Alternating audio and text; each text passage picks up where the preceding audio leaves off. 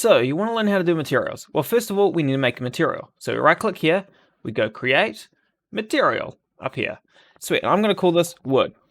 Sweet, now what we want to do is, there are a bunch of different fields here. Albedo is the first one, and that's a color map, it's just regular color. But before I do that, I want to put the material onto this object. To do that, I grab and drag across. Sweet, cool. Now that you got that, we need to apply a color map because it's just pretty bland. So we grab this and we drag it up into this input field here. This is your main color texture, the main color map for it. In here, we could modify it if we want to, just different, give it a bit of extra shading and whatnot. But I'm going to leave that as white, as you normally would do. Next of all, we've got metallic. I've got a metallic map, but that didn't really work for me, so yeah, I would have to look into it a bit more. But anyways, metallic just affects how shiny everything is. And the smoothness also helps for the reflectiveness of an object. If it's got no smoothness, it's not going to reflect at all. Though it does do a little bit. Anyways, I'm going to leave that as black because mine is just a organic object, which is generally not reflective at all. In here, we've got albedo alpha and metallic alpha. I believe they're just different methods of rendering the same thing. Next of all, we've got the normal map, which is how the light bounces off an object. So if I chuck this normal map on here, we can see that it just looks a bit more realistic. You don't see any depth or anything, but it just kind of fills out the object a bit more. We can also change the strength of that just here. Generally 1 is fine. Sweet. Next of all, we've got the height map. I don't have a height map. I have a displacement map. You can get away with it. They're a bit of a different technology, but that's fine. Anyways, with this displacement map, we can see that it actually now has a bit of height in here. But as far as Unity is concerned, it's still a flat object. So that's a good thing to bear in mind. Also, you can crank it up. Obviously, I'm using displacement map, so I really want to keep that on the down low, just to keep it looking a bit. But it does give it a little bit extra on there. Next of all, we've got occlusion, which is basically how an object hides an object. Dang it. How shading works. Anyways, here's the example that Unity gives, where you've got like this hood, and you want it to be shaded here, but because of the lighting and whatnot, it wouldn't. But artistically, you would want that. Or if say the material has got a bunch of crevices in it, and Unity still considers it a flat object, so you don't always get that correct.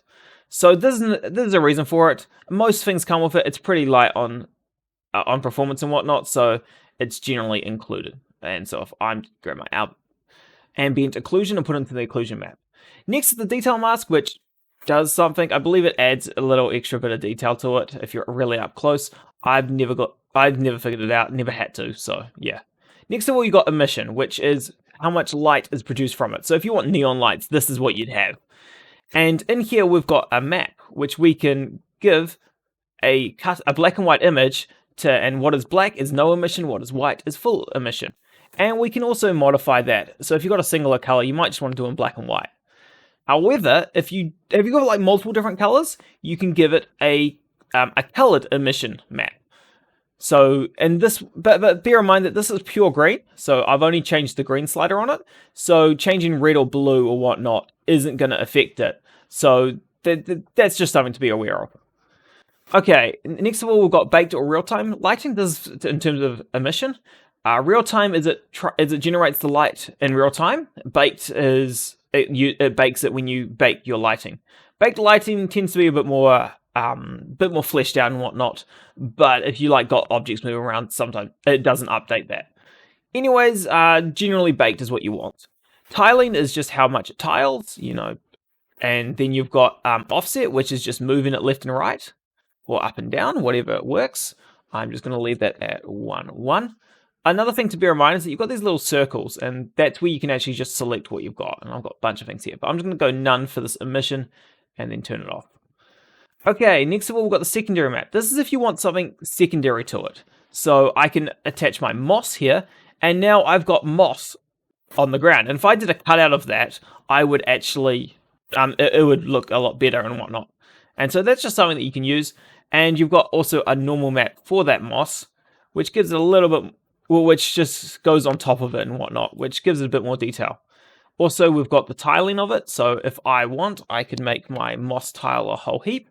And now it just looks a bit better. and you got your offset for lining things up the way you like it.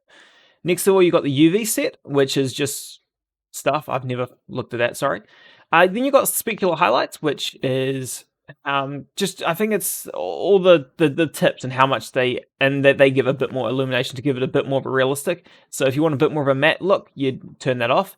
And reflections as well, reflections, which I believe only matters if you're doing metallic. So here we see it's just pure black. There, where if I add reflection, we get the kind of sun of the shine of the sun, which is it could be wanted. And then you got enable GPU instantiating, which is very much recommended for VRChat. And yeah, it's just I think it relies a bit more on the GPU on it, which helps it. And then you got double-sided illumination, which is something I've never looked into it. Anyways, we've got a bunch of different. Nope, not that one. We've got a bunch of different things here as well. I'm just going to create a new material so we don't mess up what I've got here. And I'm going to call this glass thing. And I've got caps lock on, great. Oh well. Anyways, here I'm going to click on cutout. And I'm just going to chuck this on here. So currently it's plain. Now I've got this kiwi transparent texture, which has only got, which it's got the kiwi image and the rest is transparent. And so if I was to have this on opaque, it would just go black. But if I got on cutout, I can now cut it out and actually have, the outside of an object. And we can change how closely it follows it. You can see around here that it shows a bit more black or kind of cuts it out if you go way too extreme. Obviously, I could tile this to make it look a lot better. Other than that, you've got fade, which I believe is just a faded version of cutout. Correct me if I'm wrong. Just play around with that. I've never used fade. And then you've got transparent, which allows you to have some transparency in your object, which is just pretty cool. In terms of other things to know for VRChat and specifically, you've got, you can go VRChat, mobile, and you've got Toonlit. This is loved for anime characters and whatnot. And this is VRChat's version because you're only allowed to use their shaders if you're using Android or for the Quest. If you were to want another one that's very much like this, Pyomi, this is the Pro edition, but the Toon is free. And if you go opaque for that, this will allow you to have so many more features in terms of what you can do with it. There's just so many in here. I don't know half of them, but it's a good thing to look into. And you've got all your height map things. They're a bit of a different position and whatnot. And the more things you add, the worse it gets. But you've even got like the hue slider and whatnot. It's just so cool. Anyways, that's something I would look at if you're into that kind of thing. And yeah, that's all there really is for shaders. See you next time.